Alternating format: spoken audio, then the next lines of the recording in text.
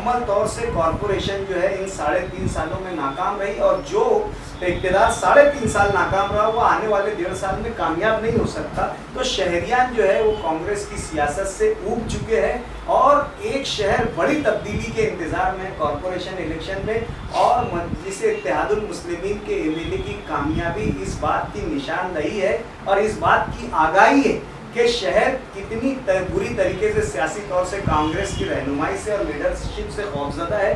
आने वाले वक्तों में मैं समझता हूँ कि मजलिस इत्तेहादुल मुस्लिमीन और उसके इत्तेहादी जमातों को एमएलए इलेक्शन से ज़्यादा बड़ी कामयाबी। रिसाइट टुडे में आपका स्वागत है। मैं हूँ काशिफ समन। आज जिस टॉपिक पर हम बात कर रहे हैं वो टॉपिक है असेंबली इलेक्शन को 1 साल मुकम्मल होने। 24 अक्टूबर को रिजल्ट डिक्लेयर हुआ जिसमें ये रिजल्ट आया कि एमआईएम के उम्मीदवार मुफ्ती मोहम्मद इस्माइल कासमी साहब एमएलए के लिए मुंतखब हुए। पिछले 1 सालों में कई फेजेज आए, सरकार बनने से लेकर पेंडेमिक तक बहुत सारी चीज़ें होते रही, लेकिन आज हम इस टॉपिक पर बात करेंगे कि इस 1 सालों में 365 दिनों में क्या कुछ किया जा सकता था और क्या कुछ किया जाना बाकी है। आज हम एमआईएम के शुमाली महाराष्ट्र के सदर डॉक्टर खालिद परवेज साहब के साथ हैं और उनसे इस टॉपिक पर बात करेंगे कि पिछला 1 साल मालेगांव शहर के विकास के लिए कैसा गुजरा और आने वाले साल किस तरीके से गुजर सकते हैं। इनसे हम बात करेंगे एमएलए के काम काज को लेकर भी और इनसे हम कॉरपोरेशन के मुद्दे पर भी बात करेंगे। डॉक्टर साहब, सबसे पहला सिंपल सा सवाल, क्या पिछले 1 साल की कारकर्दगी से एमएलए की आप मुतमईन हैं? मुफ्ती मोहम्मद इस्माइल कासमी साहब को आज एमएलए मुंतखब होकर पूरा 1 साल हो गया और आपका जो सवाल है कि मुफ्ती मोहम्मद इस्माइल कासमी साहब की कारकर्दगी से मैं मुतमईन हूँ, मेरा जवाब तो ये है कि सिर्फ मैं ही नहीं, शहर का हर बाशिंदा, हर शहरी जो है मुफ्ती मोहम्मद इस्माइल साहब की कारकर्दगी से मुतमईन है, उसे इत्मीनान है। आपने देखा होगा कि साल भर हालात कैसे रहे। मुफ्ती साहब के एमएलए मुंतखब होने के बाद से महाराष्ट्र की सियासत में बड़ा उतार चढ़ाव आया। हुकूमत बनने में जो है लंबा अरसा लग गया। मैं समझता हूँ 3 महीने के करीब जो है हुकूमत साजी के लिए लगा। उसके बाद हुकूमत बनने के बाद जो है फ़ौरन जो है वो कोरोना की आमद हिंदुस्तान में हो गई और सबसे पहले जो है रियासत महाराष्ट्र ही उससे मुतासिर हुई और उसके बाद से मुसलसल एक कोरोना पीरियड जो पेंडेमिक पीरियड चलता रहा, उसमें कहीं भी तामीराती काम किसी भी अदारे की जानिब से बोलो, किसी भी डिपार्टमेंट की जानिब से थमा हुआ था। मुफ्ती मोहम्मद इस्माइल साहब ने कोरोना के काल में जो बहैसियत एमएलए और बहैसियत शहर के ज़िम्मेदार शहरी होने के जो काम किया है वो मुतमईन बख्श है।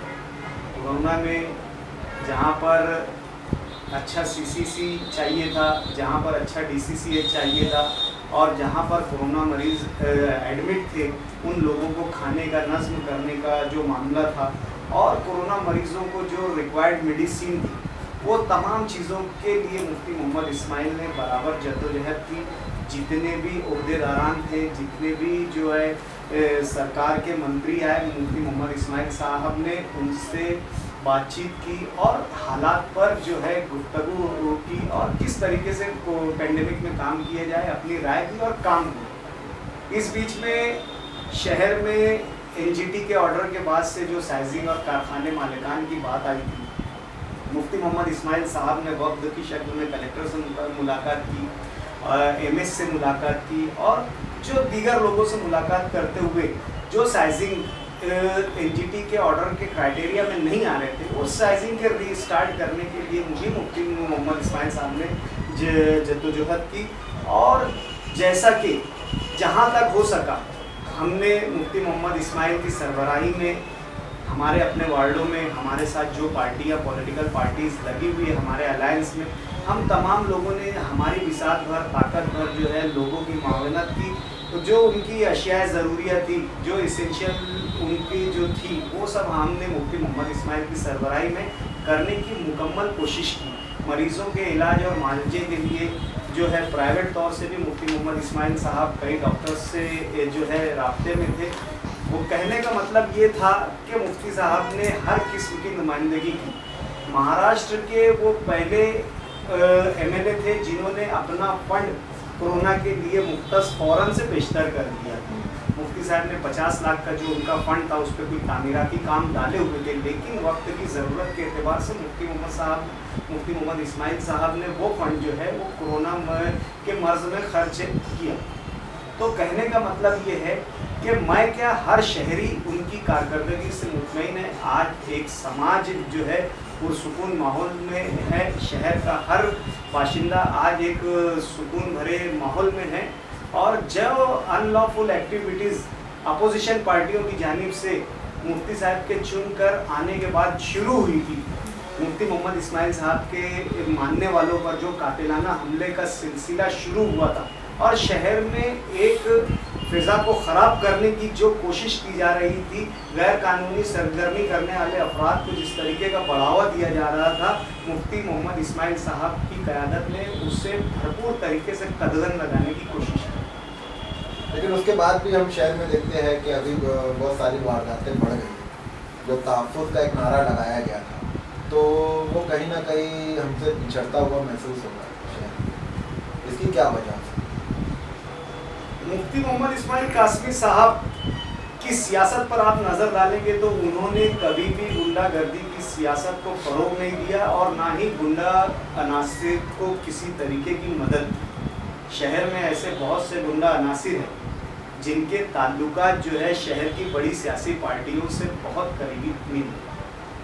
आप रिजवान सर फायरिंग मामले में भी आप देखेंगे, चाहे किसी एक जगह पार्टी करने, कुछ गुंडा अनासिर की जानिब से पार्टी करने, वो मुकाम की भी आप तहकीक करेंगे तो यकीनन आपको समझ में आएगा कि कौन सी सियासी पार्टी शहर में गुंडों की पोस्ट तो पनाही कर रही है और वो क्या चाहते हैं, ये आप लोगों को खुले तौर से और वाज़ेह तौर से दिख कर आएगा। लेकिन फिर भी मुफ्ती मोहम्मद इस्माइल साहब की क़यादत में हम लोग इस तरीके की गुंडागर्दी को और जो समाज दुश्मन अनासिर है उनको रोक लगाने की भरपूर कोशिश करेंगे। हालात जब बतदरीज आज सुधर रहे हैं, जब मुकम्मल तौर से सुधर जाएंगे तो हम इस तरीके की हरकत करने वालों के ख़िलाफ़ एक तहरीक का सिलसिला शुरू करें। अच्छा, इसमें एक सवाल आज के दिन शायद पूछना ज़रूरी है कि मुफ्ती मोहम्मद इस्माइल साहब मैं समझता हूँ कि तकरीबन 40,000 वोटों से ज़्यादा चुनकर आए और अपोजिशन की जानिब से ये इल्ज़ाम है कि वो डुप्लीकेट वोट या बोगस वोटों के जरिए चुनकर आए हैं, जिसके लिए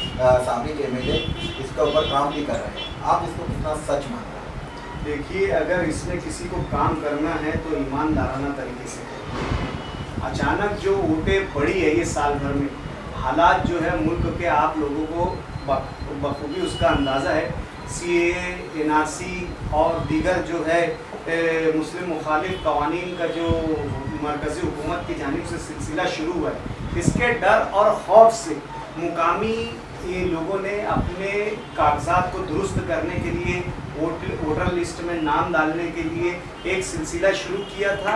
तो इतनी ज़्यादा वोटें जो है वो बढ़कर आई। आप सिर्फ ये ढिंढोरा पीटा जा रहा है शहर में कि वोटें डबल है, बोगस वोटें हैं और ऐसे वोटें जिन पर फोटो नहीं है, जिनका कोई एड्रेस प्रॉपर नहीं है, उनको बोगस वोट करार दिया जा रहा है। देखिए, ये जो यादी है ये इसमें दुरुस्ती कई सालों से नहीं है। यादी जो है मुसलसल वही चली आ रही है, नई वोटें रहती है, उसका वोट ये वो दुरुस्त कर लेते हैं। लेकिन जो पुरानी वोटें है, जब पूरा कंप्यूटराइज नहीं हुआ था, वो यादियाँ आज भी है उसी के तरीके से उसको जो है कंप्यूटराइज कर दिया गया है। तो उसमें बहुत सारी खामियां हैं, किसी के फ़ोटो नहीं है, किसी के एड्रेस गलत है, किसी के उम्र गलत है, किसी के नाम आगे पीछे हो गए हैं। ये तमाम वोटों को जो है यहाँ कांग्रेस पार्टी की जानिब से जो है बोगस वोट करार दिया जा रहा है।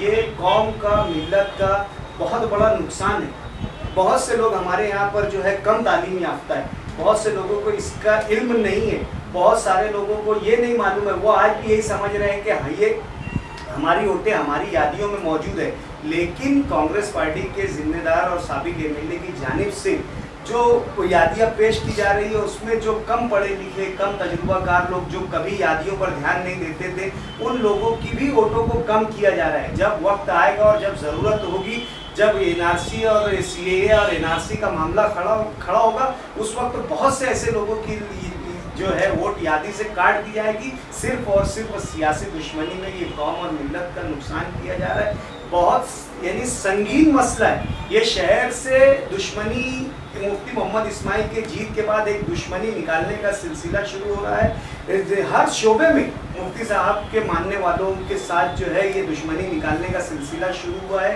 उनके मानने वालों को फायरिंग करवा कर, उनको कारोबारी नुकसान देकर, अब ऐसे लोगों को जिनकी वोटें हैं और वो किसी वजह से दुरुस्ती नहीं कर पाए, उनको बोगस करार देकर उनकी वोटों को जो है खारिज करने का या वोटर लिस्ट से निकालने का जो है एक मनसूबाबंद साजिश की जा रही है। अच्छा, एक साल मुकम्मल होने पर कांग्रेस पार्टी के जानिब से जो काला गुब्बारे को छोड़ा गया, तो उस ताल्लुक से आप क्या कहें? देखिए, एक साल की कारकर्दगी आप पूछ रहे हैं तो ये तो डबल स्टैंडर्ड हो गया।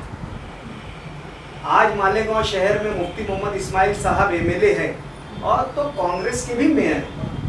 कांग्रेस की भी मेयर तायरा शेख रशीद है और तकरीबन ये दिसंबर में उनको भी साल करीब होने वाला है। और उससे पहले 2.5 साल जो यानी आसिफ शेख रशीद साहब के वालिद मोहतरम जो थे वो जो है वो भी जो है मेयर थे।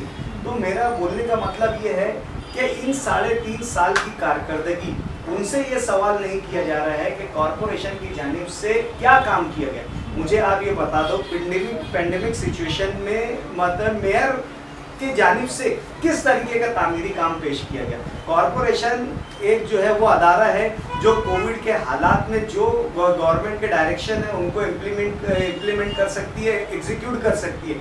जितनी भी पेंडेमिक के लिए समझो स्कीम्स आई है या काम आया है, उसको एग्जीक्यूट करने का काम कॉरपोरेशन इंतजामिया ने किया है। मेयर ने खुसूसी तौर से कभी कोई चीज़ नहीं की। आप ये देखेंगे कि यहाँ पर डीसीसीएच अगर कायम करने का है, ये यहाँ के जो है नोडल ऑफिसर बोल लो या कमांडिंग ऑफिसर जो थे, कमिश्नर, उनकी जानिब से ये सब काम हुआ है। खुसूसी कोई राय जो है मेयर की जानिब से नहीं दी गई। और जो बजट इनको जून में मिल चुका था उसको अभी तक इन्होंने इम्प्लीमेंट नहीं किया। एक भी तामीरी काम इस शहर में नहीं हुआ। इस बार भी भरपूर बारिश हुई, लेकिन जो है कोई रोड की दुरुस्ती और मुरम्मत का काम जो है कॉरपोरेशन की जानिब से नहीं किया गया। कॉरपोरेशन की जानिब से हमेशा प्रभाग वाइज रोड दुरुस्ती का काम निकलता था। इस मरतबा तो 2 प्रभाग की दुरुस्ती का काम भी नहीं निकला।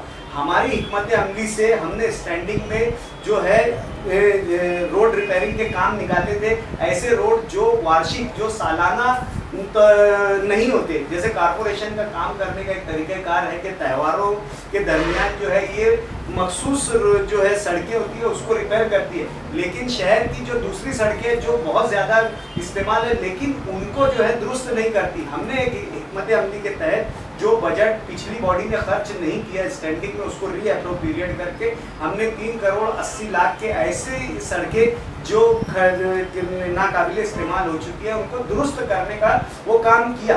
वो स्टैंडिंग का ही काम था और आज वो काम शहर में चल रहा है। इसके अलावा मैं नहीं समझता कि मौजूदा मेयर की जानिब से किसी तरीके का ये साल भर में कोई काम हुआ है। अब सवाल ये होता है कि पेंडेमिक सिचुएशन जहाँ मुफ्ती साहब के लिए एप्लीकेबल थी, वहाँ मेयर मोहतरमा के लिए भी एप्लीकेबल है। हम मान सकते हैं कि एक पेंडेमिक सिचुएशन में उनकी जानिब से भी कुछ काम तामीराती नहीं हुए और कहीं ना कहीं मुफ्ती साहब को भी बजट ना आने की सूरत में तामीराती काम, लेकिन समाजी काम जो है मुफ्ती मोहम्मद इस्माइल साहब की जानिब से बहैसियत एमएलए किया गया। इस ताल्लुक से एमआईएम की जो मरकज़ है हैदराबाद, वहाँ से क्या रिएक्शन रहा है एक साल होने पर, या अभी का जो 1 साल पूरा हुआ है इस पर उनके क्या रिएक्शन है? मालेगांव में जब कोरोना पेंडेमिक में हालात ख़राब थे उस वक्त असदुद्दीन अवैसी साहब ने अपना एक वीडियो जारी करके मालेगांव के जो लोग थे उनसे गुजारिश की कि इस पेंडेमिक हालात में जब मालेगांव कम्युनिटी यानी इन्फेक्टेड डिक्लेयर किया गया है तो आप लोग अपनी सेहत का ख्याल रखते हुए सोशल डिस्टेंसिंग रखिए और गवर्नमेंट के जो डायरेक्शंस आ रहे हैं उसको फॉलो करते हुए कोविड से बचिए। और रमज़ान महीने में उनकी बिसात भर जितनी भी इमदाद करनी चाहिए थी 2 ट्रक माल जो है उन्होंने वहाँ से भेजा। और साथ ही साथ मुफ्ती मोहम्मद इस्माइल साहब की मुख्यमंत्री उद्धव ठाकरे से उन्होंने कॉन्फ्रेंस पर बात करवाई और जो यहाँ के लिए जो ज़रूरी बातें थी वो उद्धव ठाकरे के सामने मुफ्ती मोहम्मद इस्माइल के ज़रिए असदुद्दीन अवैसी की रहनुमाई में बात रखी गई। असद साहब ने जितनी अपनी जिम्मेदारी थी कोविड के ताल्लुक से यहाँ पर निभाया। अब रही बात जो है कि यहाँ पर जो मुखालिफिन प्रोपेगेंडा कर रहे हैं कि असद साहब ने हर 2 महीने मालेगांव शहर में आने की बात कही थी, तो मैं ये समझता हूँ कि सबको बेहतर तरीके से मालूम है कि ये पेंडेमिक सिचुएशन है और इसमें हैदराबाद भी जो है बहुत ज़्यादा मुतासिर था। उसके बाद हैदराबाद सैलाब की वजह से मुतासिर हुआ और दीगर जो है वहाँ पर आप लोग ने देखा होगा कि मजलिस इत्तेहादुल मुस्लिमीन की हैदराबाद में मुकम्मल तौर से नुमाइंदगी रही, रहबरी रही, वहाँ के लोगों के साथ बुरे हालात में वो लोग खड़े रहे। अब जाकर कहीं हालात जो है वो साजगार हो रहे हैं, आने जाना ट्रांसपोर्टेशन शुरू हुआ है। फिलहाल तो इस वक्त जो है बिहार का इलेक्शन डिक्लेयर हो चुका है। असद साहब की मसरूफियत बढ़ गई है, अभी वो बिहार इलेक्शन में जो है मसरूफ है और उसके बाद वो इंशाअल्लाह जो उन्होंने वादा किया है वो वक्त गाहे बगाए यहाँ पर मालेगांव शहर तशरीफ लाते रहेंगे और मुफ्ती मोहम्मद इस्माइल कासमी साहब की जो है वो रहनुमाई करते रहे। लोकल बॉडी के ताल्लुक से सवाल कि जो भी अभी हालात चल रहे हैं मालेगांव कॉर्पोरेशन, आने वाले इलेक्शन में आपको क्या लगता है कि कितना फेरबदल हो सकता है? देखिए, जिस तरीके के ये बॉडी में कॉरपोरेशन के इक़्तिदार से गुजर रहे, हर शहर का हर शहरी कॉरपोरेशन की जो है कामों से और कॉरपोरेशन के तरीक़ाकार से परेशान। आज तक शहर भर में ये 3.5 सालों में कोई बुनियादी सहूलत नहीं दी गई है। जो भी काम हुआ साफ़ सफाई के ताल्लुक से, शासन का जो DPR बना था, जो शासन ने स्पेशल अपने अमृत योजना के तहत और स्वच्छ अभियान के तहत जो प्रोग्राम लगाए उसी के तहत यहाँ पर काम हुआ। यहाँ की मुकामी लोकल बॉडी ने कोई मनसूबाबंदी नहीं की थी। हमने एक मनसूबाबंदी स्टैंडिंग के ज़रिए किए, लेकिन वो भी सियासत की नज़र हो गया।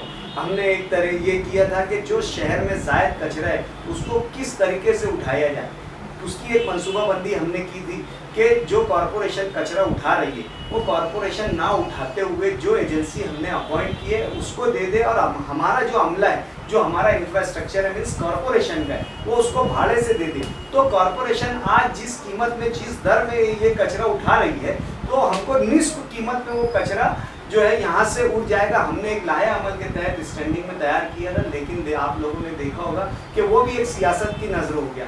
दूसरी स्कीम अंडरग्राउंड ड्रेनेज की आई, वो भी NGT के कोर्ट के ऑर्डर के हिसाब से आई।